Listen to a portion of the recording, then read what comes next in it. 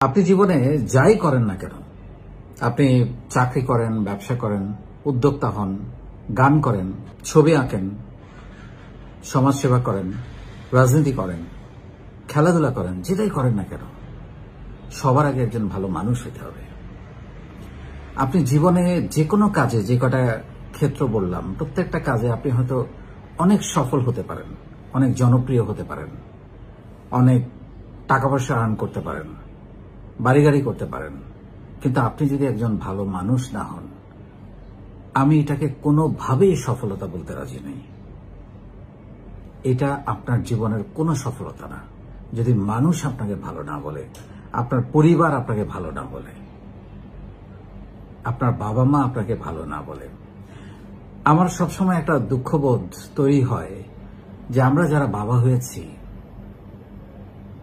আমরা কি মূল্যবোধ সমাজের জন্য, দেশের জন্য, পরিবারের জন্য রেখে যাচ্ছি যে আমার সন্তান বলবে আমি আমার বাবার মতো ভালো মানুষ হতে চাই, মূল্যবোধ সম্পন্ন মানুষ হতে চাই, মানবিক মানুষ হতে চাই।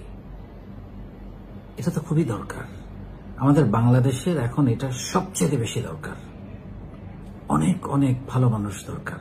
অনেক ভালো মানুষ আছে, যে একটা কথা তো খুবই জনপ্রিয় যে ভালো মানুষগুলো ছড়িয়ে ছিটিয়ে আছে, তাদের সংখ্যাও বেশি, নাহলে পৃথিবী ধ্বংস হয়ে যেত। কিন্তু খারাপ মানুষগুলো সংঘবদ্ধ, যার কারণে তাদের আওয়াজটা বেশি। ভালো মানুষগুলো সম্মানের কারণে, নানান কারণে ভয় থাকে, এই জন্য হয়তো তাদেরকে খুব একটা দেখা যায় না, খুঁজে পাওয়া যায় না, আলোচনায় থাকে না। সেই জন্য ভালো মানুষ হওয়ার ব্যাপারে নিজেকে কখনো ফাঁকি দেবেন না। পৃথিবীর আর কেউ না জানুক, আপনি তো জানেন আপনি কি করছেন। আপনি কাউকে ঠকাচ্ছেন, কারোর প্রতি অন্যায় করছেন, কারো হক নষ্ট করছেন, কাউকে অসম্মান করছেন, আপনি দেশের ক্ষতি হয় এরকম কিছু করছেন। এই প্রশ্নগুলো নিজের বিবেককে করতে হবে।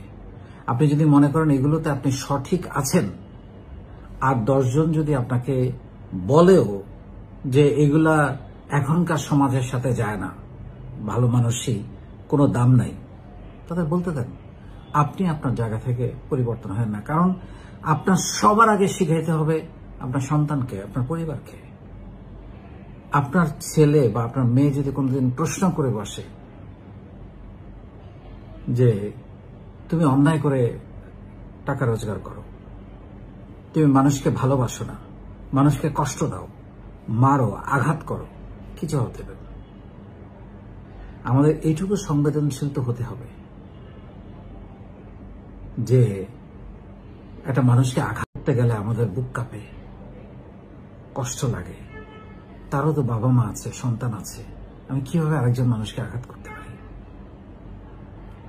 সো এই সব আলোচনা বৃথা।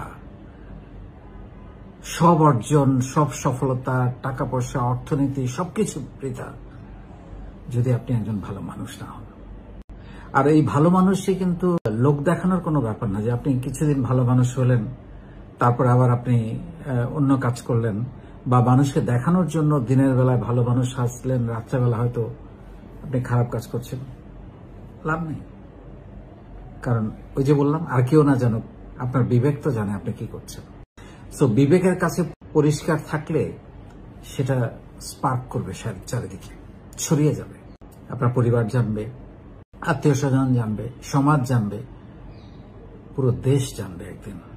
আর দেশ জানার দরকার নেই, আমরা অন্তত পরিবারের দায়িত্বটা নেই যে আমার পরিবারে আমার যে ছোট ভাই বোন, আত্মীয় স্বজন এবং আমার সন্তান যেন একটা মূল্যবোধ নিয়ে বড় হয়। তারা যেন কাউকে না ঠকায়, কোনো অন্যায় না করে, কোনো অসৎ পথে কোনো রোজগার না করে। এইটুকু মূল্যবোধ যদি আমরা প্রত্যেকটা বাবা মা আমাদের সন্তানদের, আমাদের ভাই বোনদের জন্য তৈরি করতে পারি, সমাজ বদলে যাবে। আপনি উদ্যোক্তা হবেন, চাকরি করবেন, ব্যবসা করবেন, বড় কিছু হবেন, গাড়ি বাড়ি করবেন, এগুলো তো পরের কথা। হতে পারে এগুলো অনেক কিছু আপনার জীবনে, কিন্তু সেইগুলো অর্জন করার পেছনে যদি আপনার সততা না থাকে, বা দুর্নীতি থাকে, বা মানুষকে ঠকানোর কোনো ব্যাপার থাকে, বা কারো হক মেরে খাওয়ার ব্যাপার থাকে, আপনি তো ঘুমাইতে পারবেন না।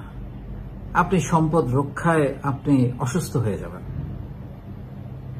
আপনাকে কেউ ভালো বলবে না, কেউ না। তবে হ্যাঁ, ভালো মানুষদের কিন্তু অনেক ত্যাগ স্বীকার করতে হয়, তাদের উন্নতি একটু দেরিতে হয়, কিন্তু বুক ফুলিয়ে চলতে পারে এবং তাদেরই জয় হয় আলটিমেটলি। তারাই এগিয়ে থাকে, তারাই সামনে থাকে, তারাই উদাহরণ তৈরি করে এবং তাদেরই গল্প লেখা হয়।